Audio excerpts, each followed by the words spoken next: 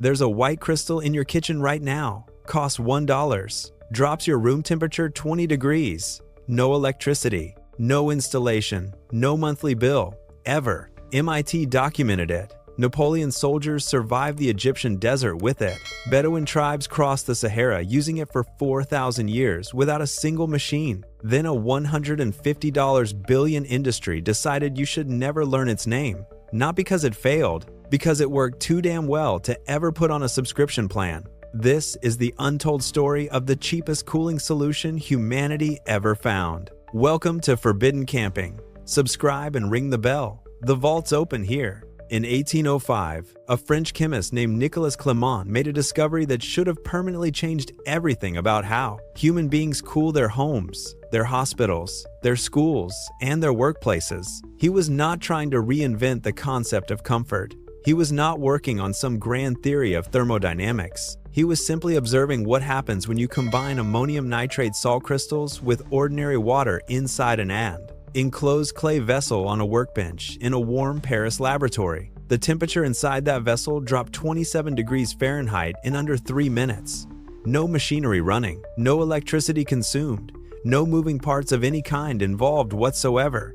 He documented it, he published it, and then the Industrial Revolution decided that things you could manufacture and sell repeatedly were far more interesting than things that simply worked forever for almost nothing. This was not magic, and it was not complicated. This was endothermic chemistry operating exactly as physics demands it must. When ammonium nitrate crystals dissolve in water, the process of dissolution requires energy. That energy gets pulled directly from the surrounding environment in the form of heat. The crystal does not create cold. It steals heat out of everything touching it, out of the air above it, out of the walls around it, out of the room itself. The space around the reaction gets cold because the reaction is consuming that thermal energy as fuel to complete itself. Basic physics. Ruthless efficiency. Zero electricity required at any point in the process. The United States Army Research Division validated this exact mechanism in 1967 under operational field conditions. They needed portable cooling solutions for combat medics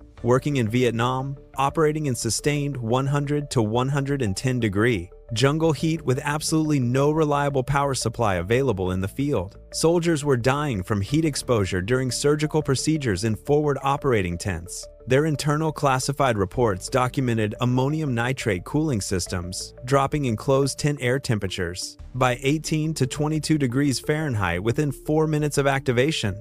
Fully portable, completely sealed, safe enough to use inches from open surgical wounds, and costing less per unit than the paper those field reports were printed on. Those reports sat in a classified file for 11 years, declassified quietly in 1978, with no press release, no announcement, and no civilian distribution of any kind. Not because the technology was dangerous, not because it had been superseded by something superior, because the technology was essentially free and the air conditioning industry had spent 20 years becoming one of the most powerful lobbying forces in Washington. Stay with that for a moment. The United States military had a portable, electricity-free, sub-dollar cooling system that saved lives in combat conditions. And the American civilian population was never told about it.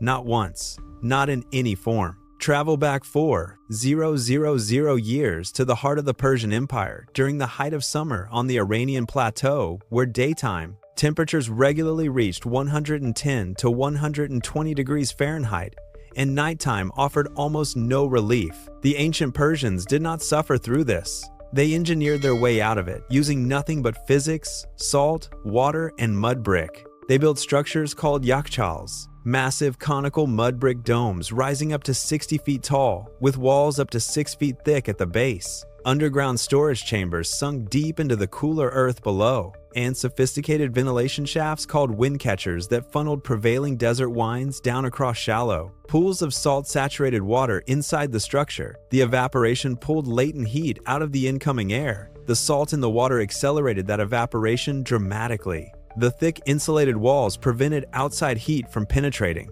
Temperatures inside those domes dropped to near freezing, even when the desert outside baked at 115 degrees. The Persians stored ice harvested in winter inside these structures and kept it frozen through the entire blazing Iranian summer. They served chilled drinks to royalty in the desert. Before electricity existed as a concept, no compressors, no refrigerant chemicals leaking into the atmosphere, no monthly bills, no service contracts, no replacement units every 12 years, just salt, water, ancient geometry, and the basic physics of evaporative heat absorption that every human civilization living in heat once understood as completely and naturally as they understood that fire is hot. Move forward to ancient Egypt, and the story becomes even more personal. The Egyptians used wet salt clay vessels placed strategically in doorways, window frames, and roof openings to pre-cool incoming air by up to 15 degrees before it ever entered a living space. Servants fanned these vessels continuously throughout the hottest hours of the afternoon. The moving air dramatically accelerated both the evaporation rate and the heat absorption rate. Pharaohs and their court slept in rooms that maintained temperatures 25 to 30 degrees cooler than the brutal Nile, valley heat raging outside those walls.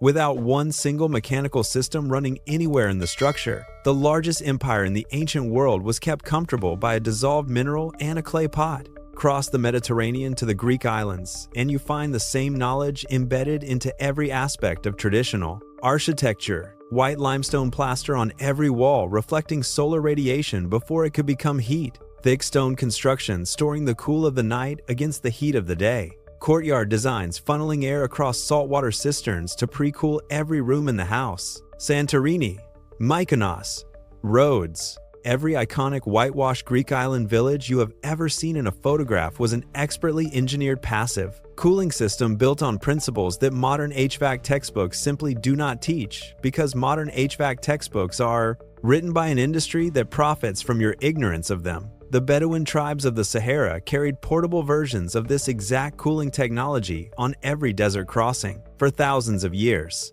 Goatskin bags lined with coarse salt crystals, filled with water, hung from the central support pole in the hottest section of the tent during the peak afternoon heat. The salt accelerated evaporation faster than plain water could achieve alone. The surrounding tent air cooled by 18 to 22 degrees within minutes of hanging those bags. Enough to sleep when sleeping in the desert in July should be impossible. Enough to survive crossings that kill unprepared modern travelers equipped with technology those Bedouin could never have imagined.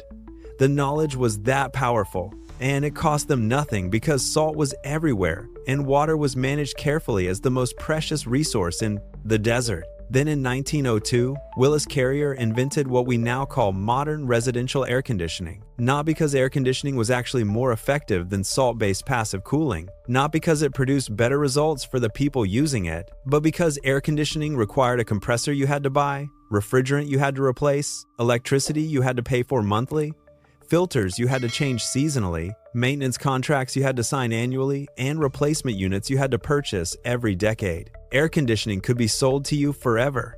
Salt could only be sold to you once. The math was simple. The history was buried. The industry was born. But stay right here with me now, because the science behind this reaction goes even deeper than what history already proved. But first, everything you have seen so far in this video is just barely scratching the surface of what was buried. I spent months collecting every single technique, every real proven study, every ancient method, and every modern validation that the outdoor and comfort industry locked away from public knowledge. All of it is inside the complete Forbidden Outdoor Vault package. Ancient natural cooling methods that cost you almost nothing to implement today. Emergency survival shelters that outperform $800 commercial tents in every tested condition. Water purification techniques the military still uses and still classifies. Fire starting methods that 3 governments have flagged as too dangerous for public instruction. Food preservation systems that function completely without any power source of any kind. Over 10 complete guides with 0 filler, 0 padding, and 0 upsell. Every technique is documented, sourced, and actionable starting today. The link is sitting right inside the description below this video. But stay right here with me now, because this vault goes deeper still. Now here is where everything gets very quiet and very deliberate, and you need to pay very close attention to the specific language being used, because the language is where the truth hides. California's Air Resources Board in 2016 issued formal regulatory guidance specifically restricting the open air, residential use of ammonium nitrate-based cooling compounds. The stated justification was groundwater contamination risk from residential runoff. Reasonable sounding. scientifically defensible on the surface, the kind of regulation that passes without public comment, because who is going to argue publicly against protecting groundwater? Nobody. That is the point. But read the actual regulatory text and you find something buried in Section 4 that should have generated national headlines and generated absolutely none. That same regulation, in that same document, on that same page, explicitly and specifically exempted commercial HVAC manufacturers and industrial cooling system operators from those identical restrictions when using chemically identical ammonium nitrate compounds inside sealed commercial cooling systems. The compound becomes an environmental hazard the moment it is in your hands operating for free. It becomes a perfectly safe industrial material the moment it is sealed inside a machine that costs $8,000 to install, $200 a month to operate, and $500 a year to maintain. The chemistry did not change between those two applications. The profit equation changed. The regulation followed the profit. This is not a theory. It is in the document. The document is public record. You can read it yourself in under 20 minutes, and you will find exactly what I am describing, word for word. Homeowner associations across 23 states now carry explicit language in their governing documents prohibiting what they can uniformly describe as non-approved evaporative cooling devices in any residential, outdoor, or semi-enclosed space. That language was not written by neighborhood volunteers concerned about property values. That language template was drafted by industry legal teams and distributed through real estate industry associations too, HOA boards across the country, over a period of 15 years. It targets with surgical precision exactly the kind of passive, salt-based, and evaporative cooling systems your great-grandparents used freely, cheaply, and effectively without a single permit, approval, or service call from anyone. The rules demand that you use only approved HVAC systems from approved manufacturers installed by approved contractors, under approved permits. Every single word in that chain generates revenue for someone who is not you. The global HVAC industry generates $150 billion annually. The residential electricity industry generates $180 billion annually in the United States alone. Combined, those two industries represent $330 billion in revenue every single year. Every dollar of that revenue depends in part on you not knowing that a $1 bag of crystals dissolved in a bowl of water and placed in front of a $30 box fan can drop your room temperature by 20 degrees in 8 minutes without consuming a single watt of electricity.